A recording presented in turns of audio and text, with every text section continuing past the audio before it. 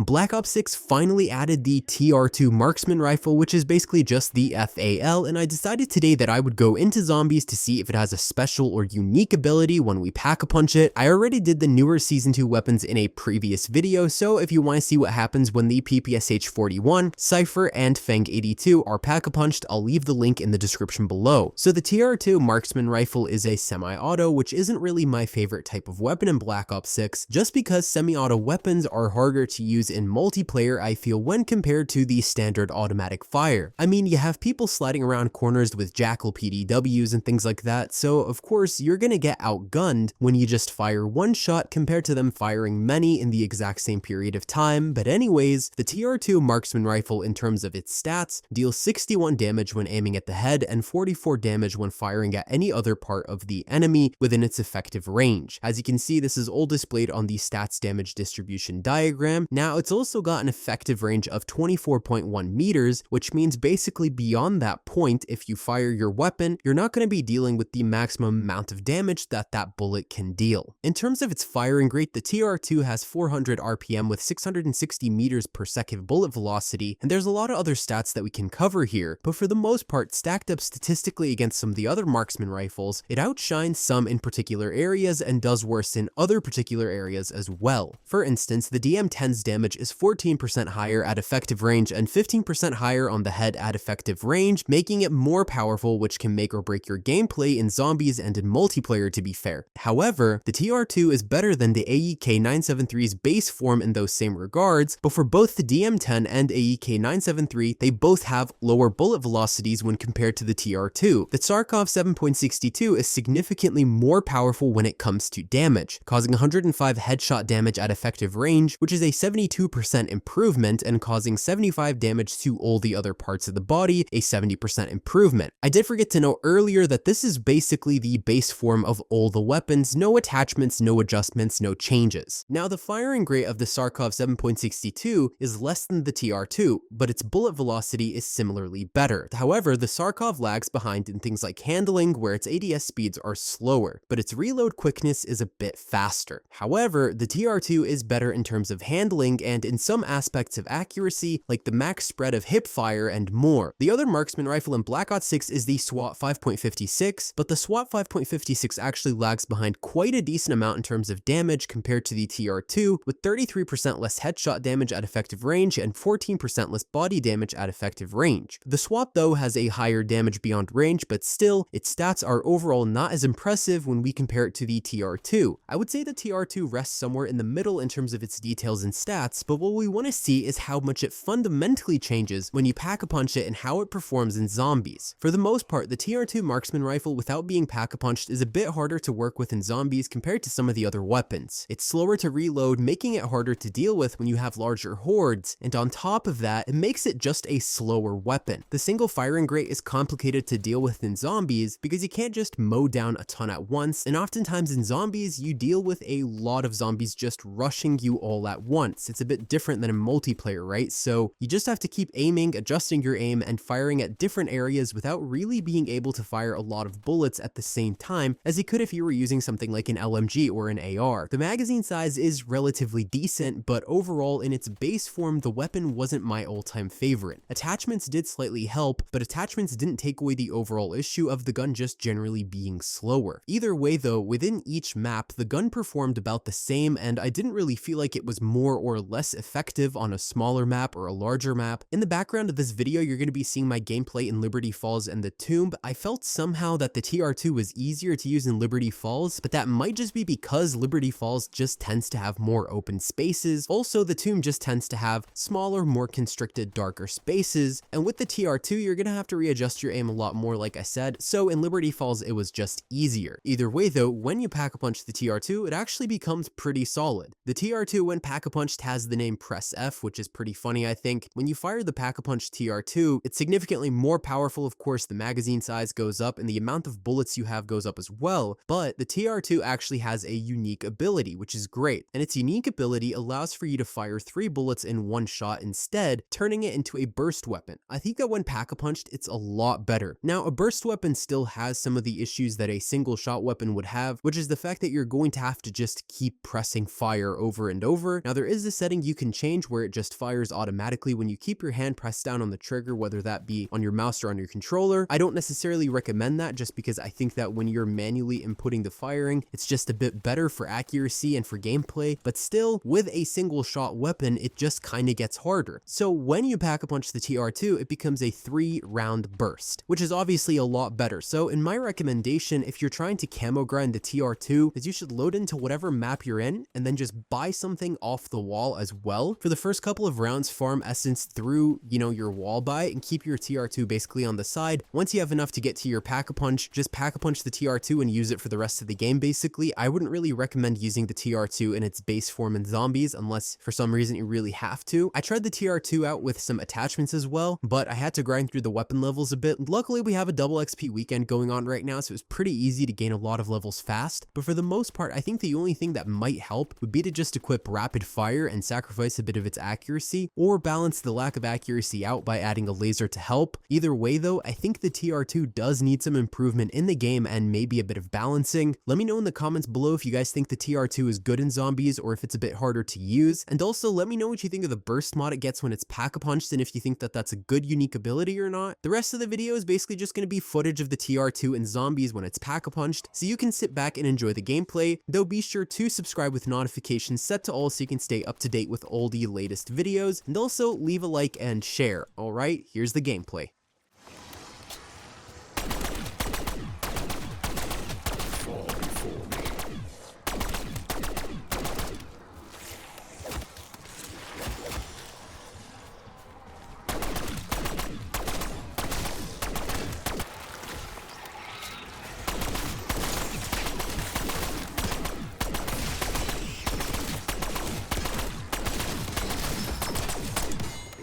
Is what you want. That is what I need of you.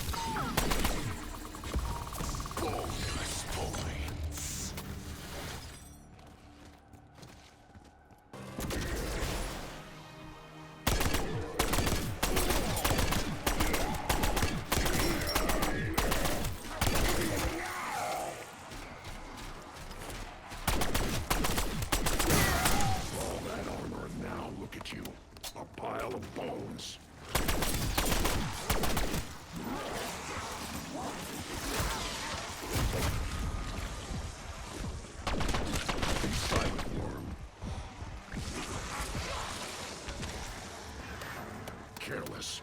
A mistake I won't repeat.